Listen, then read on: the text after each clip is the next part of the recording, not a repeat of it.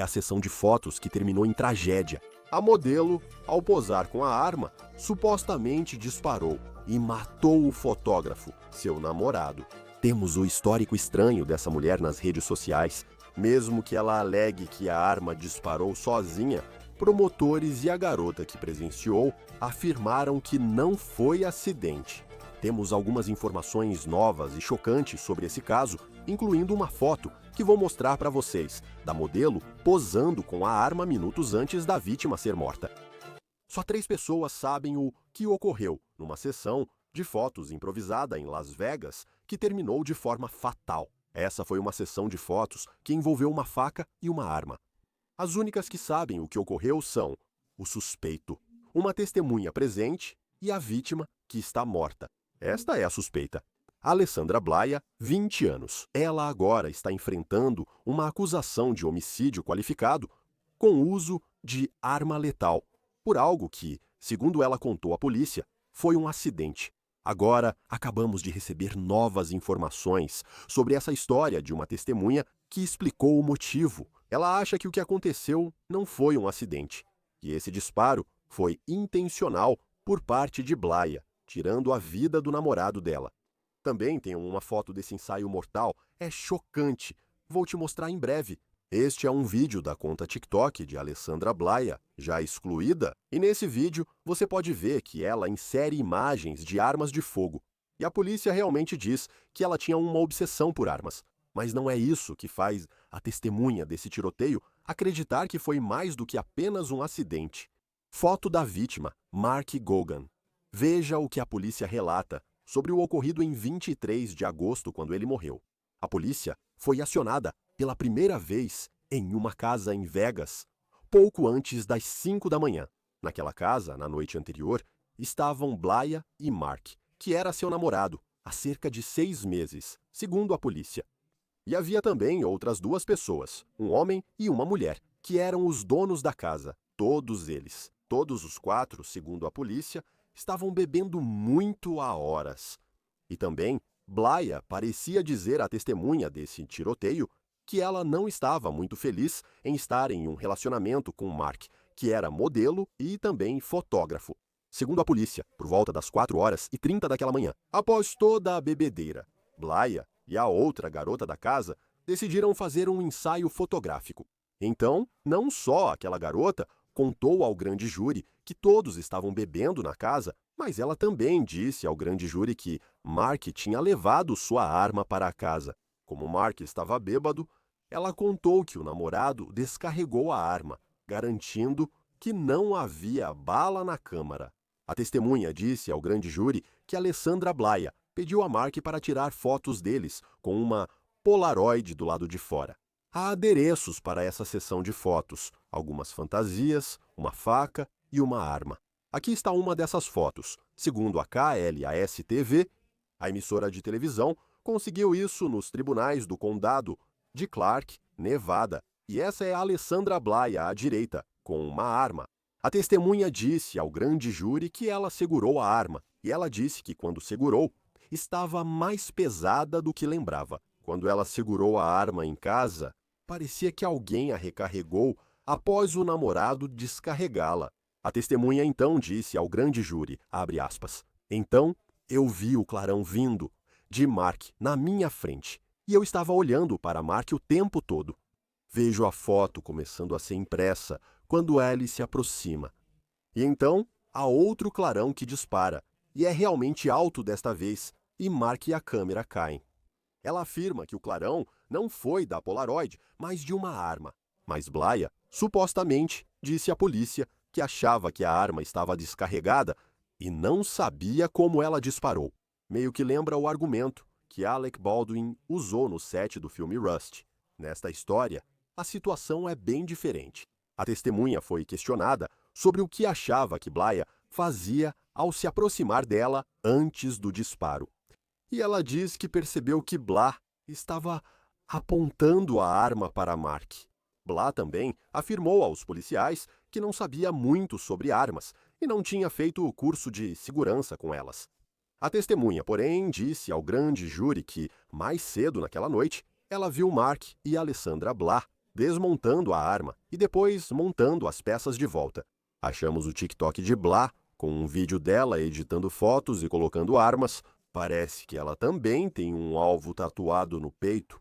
Também parece que Blah não tinha os mesmos sentimentos por Marco como aparentemente ele tinha por ela, disse a testemunha. Após contar para Blah o quanto Marco se importava, ela disse que ficou, abre aspas, enojada e não gostava de chamá-lo de namorado. Então a testemunha disse que Blah ficou violenta na casa, abre aspas. Então ela pega meu telefone, segue a conta privada dela e diz: esta é uma conta secreta que Marco não sabe que existe. E depois disso, voltamos a terminar de beber a garrafa e ela pega e bate com força no corpo do Marco enquanto ele está dormindo. A testemunha afirma que Blaia acertou Marco nas costelas com aquela garrafa. Então agora, sabendo que esse relacionamento era algo que potencialmente era mais unilateral, a pergunta que fica é: será que Alessandra estava tão chateada, ou nas palavras dela, enojada com seu namorado Marco, a ponto de querer que ele morresse? Esse é o motivo do assassinato? Os promotores alegam que foi um tiro intencional, como afirmou a testemunha ao grande júri. Digo à família do meu namorado que me sinto como ela. Acertar ele com a garrafa é importante. Informações sobre onde a cabeça dela podia estar naquela noite. A polícia descobriu, ao analisar as redes sociais de Blaia, que ela frequentemente falava sobre armas online. Abre aspas. Eu queria poder atirar nas pessoas com armas de verdade e sair impune. Ela também falou sobre querer atirar em prostitutas e pessoas em situação de rua, de acordo com a polícia. E há uma conversa que ela teve com Mark, onde ele disse a ela que eles poderiam atirar em um boneco. E ela supostamente respondeu, aspas, temos que atirar em alguém. Vai ser nos túneis. Se for só uma noite, a polícia vai continuar sem saber de nada. O detetive do caso também depôs ao grande júri e afirmou que Blaia fez essas declarações em tom de piada. Mas ela também contou à polícia que tem ligação com um serial killer. Agora, sobre essa relação familiar com um serial killer.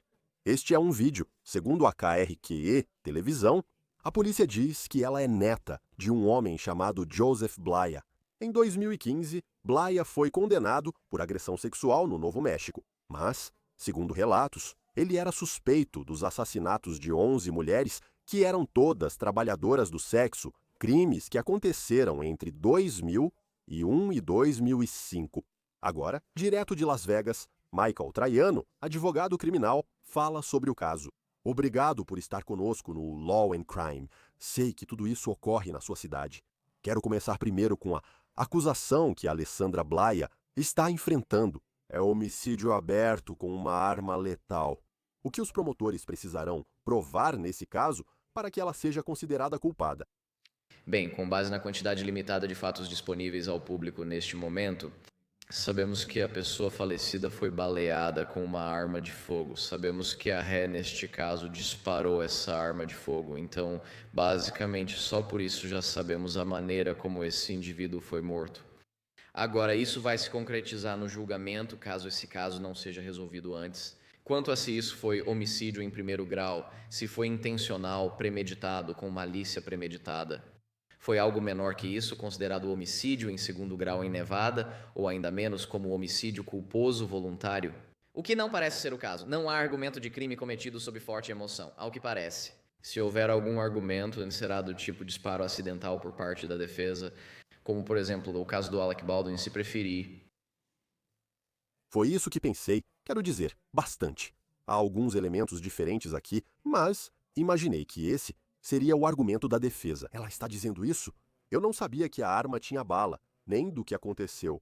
Mas você tem essa testemunha no depoimento ao grande júri, que parece achar que isso foi mais do que um acidente, que poderia ter sido intencional. O que você acha disso? Aparentemente, ela não tinha um bom relacionamento com esse namorado que acabou morto. Eles tiveram algum tipo de conflito mais cedo naquela noite. O que você acha disso? Exatamente o que essa testemunha estava dizendo sobre aqueles momentos que antecederam o ocorrido e como poderia estar o estado mental dela. Sim, é muito interessante. Lido com isso em muitos casos, desde assassinato e abuso doméstico até outras situações criminosas fora de controle. Há muita nuance nos relacionamentos e normalmente o júri não se preocupa tanto com rótulos, por assim dizer. É namorado e namorada? Havia algum tipo de relacionamento? Nós sabemos o que é isso. E parece, com base nessa testemunha a qual você está se referindo, que é sobre a pessoa falecida. O homem sentia muito, tinha sentimentos mais fortes pela pessoa que atirou no réu, neste caso em particular. Então, se ela sentia o mesmo ou não, não tenho certeza, isso não vai ser tão relevante. Mas certamente ela o via de forma depreciativa. Houve uma alegação de que ela o atingiu com uma garrafa de bebida alcoólica enquanto ele dormia, e a resposta dela foi meio que indiferente.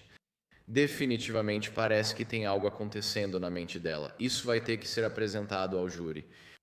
Antes de continuarmos, acho que, quando as pessoas ouvem o depoimento do grande júri, nós temos a transcrição e tudo mais, tinha cerca de 75 páginas que lemos. E você ouve essa mulher, o relato dela sobre o ocorrido. Para as pessoas ouvindo esses detalhes, e quando você olha para o panorama geral de como esse caso pode se desenrolar, como devemos absorver o que lemos como público, como o depoimento ao grande júri pode impactar um caso. Acho que o depoimento perante o grande júri é importante para o público entender, para os advogados entenderem que tipo de prévia do julgamento pode, de fato, ser apresentada, porque, como a mídia, eles tentam fazer um bom trabalho e reportar isso, mas estando do outro lado disso, lidando com casos, né, já houve inúmeras vezes em que tive casos de grande repercussão em que não era necessariamente tendencioso. É só que há uma confusão de fatos, se você quiser, por parte do repórter, de quem está produzindo aquela matéria em particular. Enquanto a transcrição do grande júri, ela não tem nenhum tipo de filtro. Você está lendo diretamente o que as testemunhas estão dizendo.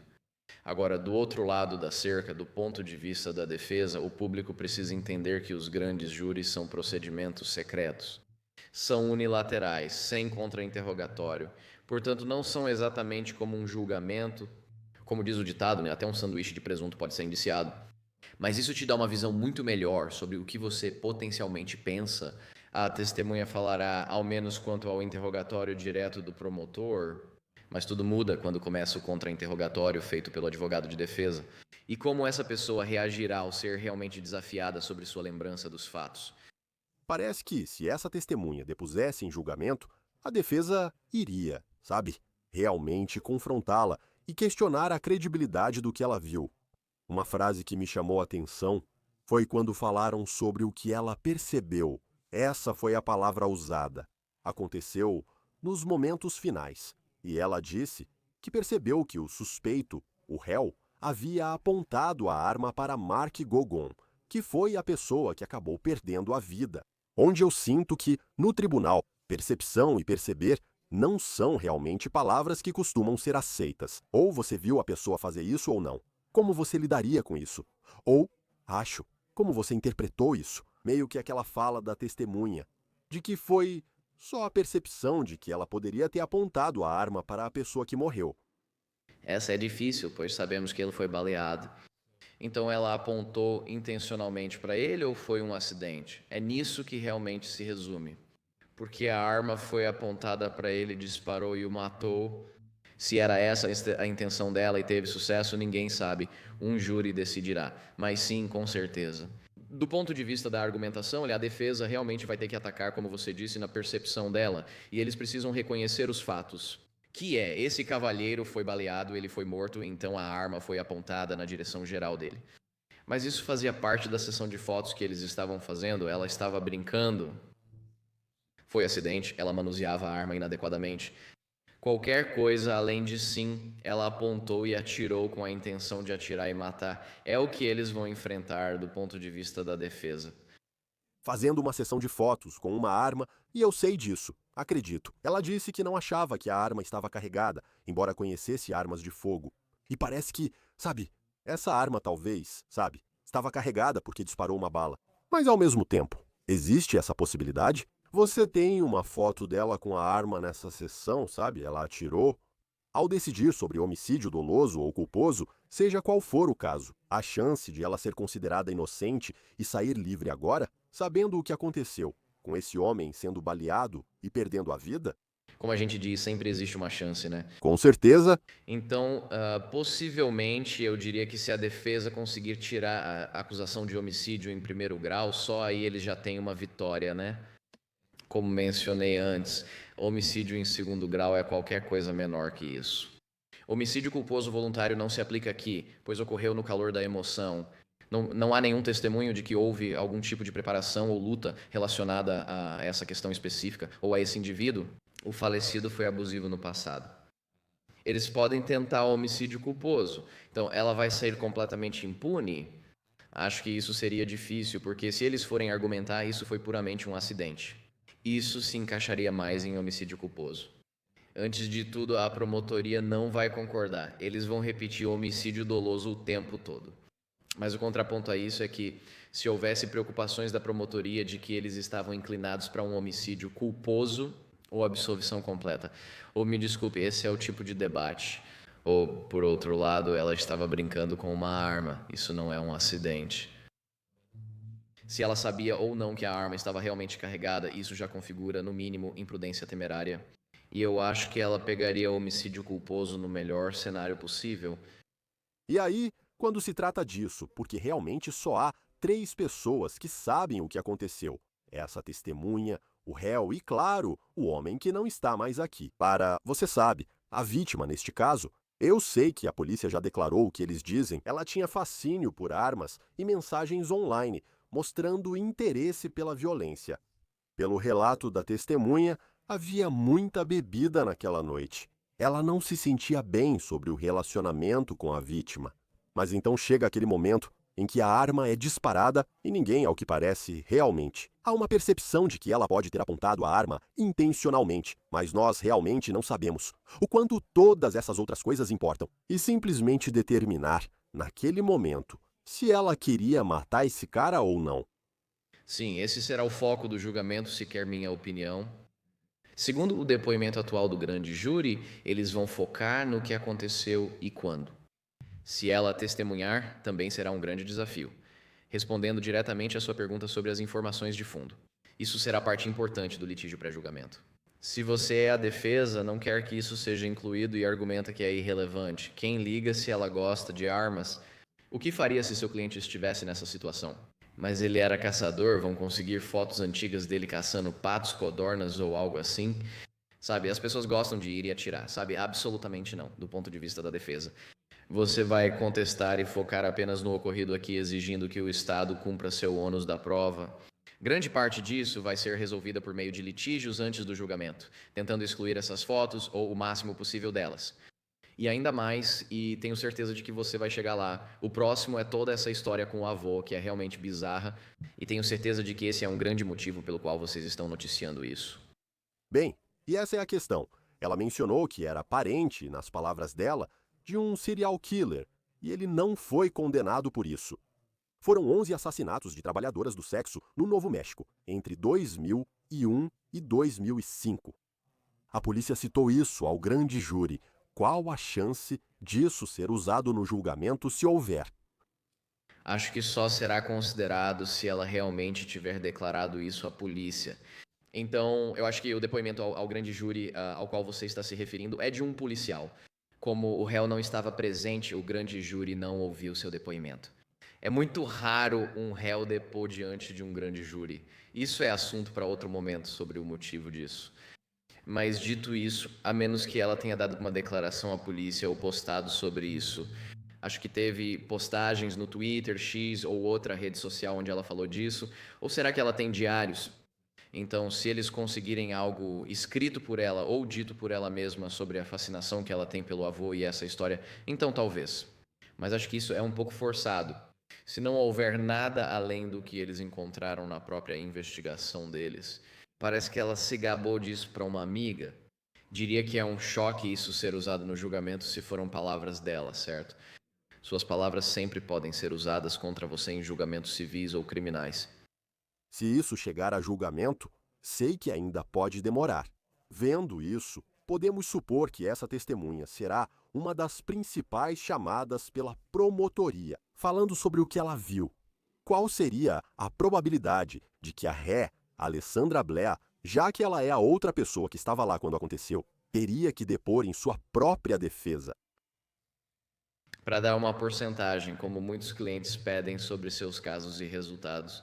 E eu sempre digo, não vou te dar uma porcentagem, porque eu estaria inventando. Existem tantas variáveis quando se trata de defesa criminal e desse tipo de caso. Então, é uma discussão que ela está tendo e vai continuar tendo com seus advogados? Com certeza. Também existem questões internas que, como advogado de defesa, você percebe logo que impedem essa pessoa de depor. Já tive clientes em que eu, absolutamente no fundo do meu ser, acreditava na inocência deles, mas mesmo assim os aconselhei a não depor, para, digamos, contar a sua história. Porque você tem que perceber que do outro lado há um promotor criminal profissionalmente treinado que também vai te interrogar. Funciona de ambos os lados. Se a defesa os chama e apresenta seu caso principal, é no interrogatório direto. Ela conta sua história e chega num ponto que muitos clientes nem conseguem apenas relatar a própria história. É simplesmente difícil para eles falarem em uma sala cheia de pessoas, especialmente quando a liberdade deles está em jogo. E se você conseguir superar esse obstáculo, que já pode ser difícil o bastante. Mesmo com toda a preparação com o cliente, ainda há a incerteza de como o promotor, muito competente, irá agir. E como o júri vai reagir a isso? Então é arriscado, é difícil, é raro, mas sim, é absolutamente uma possibilidade. Tenho certeza que eles vão discutir isso, já que só havia 3 pessoas lá e apenas 2 estão vivas para contar. E por fim, quando você... E há muitas informações que não sabemos e muitas informações que ainda vão surgir. O que será permitido ou não em um julgamento ainda será definido. Mas com o que sabemos até agora, quão confiante você estaria, como advogado de defesa, em defendê-la da acusação de homicídio, uma das possíveis acusações? Como você disse, não sei tudo. Apenas revisei rapidamente a transcrição do grande júri, sem ler tudo nem analisar todas as evidências. Como em qualquer caso, quando acusado de homicídio qualificado, sempre digo ao cliente que é uma batalha difícil. Hoje em dia, só acusam com motivo. As pessoas são inocentes, recebem acusações menores ou realmente não têm culpa? Com certeza, mas é uma batalha. Por isso é preciso ter essa mentalidade. Vamos fazer tudo o que pudermos para proteger nosso cliente e descobrir a verdadeira história por trás disso. Vou dizer assim, Cris, já enfrentei situações bem piores. Situações em que lutei pelos meus clientes e consegui o que eu consideraria um resultado bem-sucedido. Vai ser interessante ver como isso se desenrola. Ainda está no início. Michael Triano, advogado criminal em Las Vegas, Nevada. Obrigado por participar do Law and Crime, agradecemos. Agradeço você. Isso encerra o caso apresentado pelo Law and Crime. Inscreva-se no nosso canal no YouTube e Spotify. Eu sou Chris Stewart. Nos vemos na próxima vez.